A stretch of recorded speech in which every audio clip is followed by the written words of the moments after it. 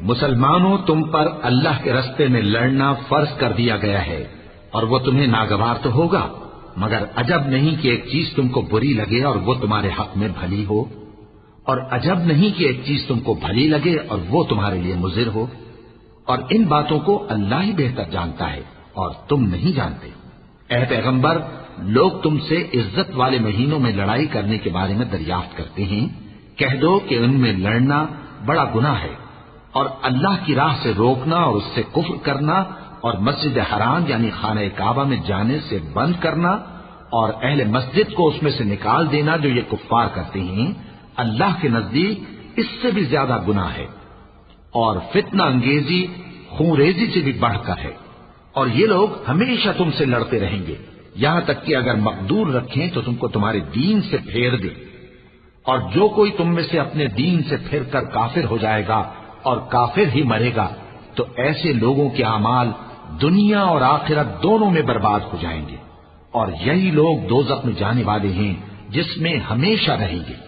جو لوگ ایمان لائے اور اللہ کے لیے وطن چھوڑ گئے اور کفار سے جنگ کرتے رہے، وہی اللہ کی رحمت کے امیدوار ہیں، اور اللہ بخشنے والا ہے، رحمت کرنے والا ہے۔ اے پیغمبر،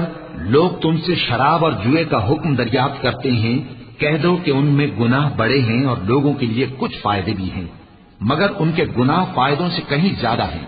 اور یہ بھی تم سے پوچھتے ہیں کہ اللہ کی راہ میں کون سا مال خرچ کریں، کہہ دو کہ جو ضرورت سے زیادہ ہو۔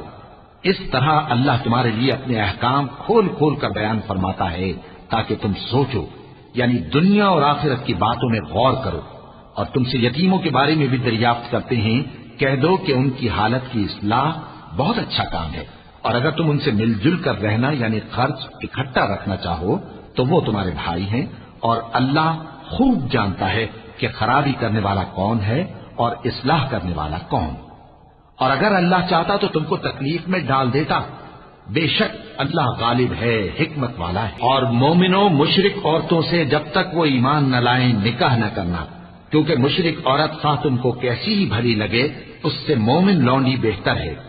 اور اسی طرح مشرک مرد جب تک ایمان نہ لائیں مومن عورتوں کو ان کی زوجیت میں نہ دینا،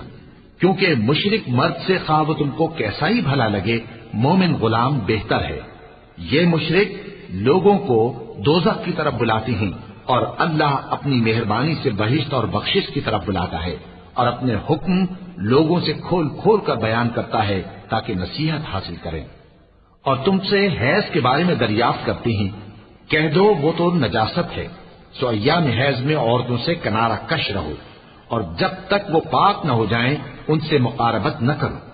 ہاں، جب وہ پاک ہو جائیں تو جس طریق سے اللہ نے تمہیں ارشاد فرمایا ہے ان کے پاس جاؤ،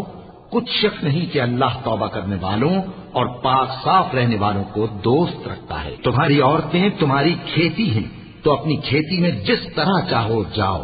اور اپنے لیے نیک عمل آگے بھیجو، اور اللہ سے ڈرتے رہو، اور جان رکھو کہ ایک دن تمہیں اس کے روبرو حاضر ہونا ہے۔ اور اے پیغمبر، ایمان والوں کو بشارت سنا دو،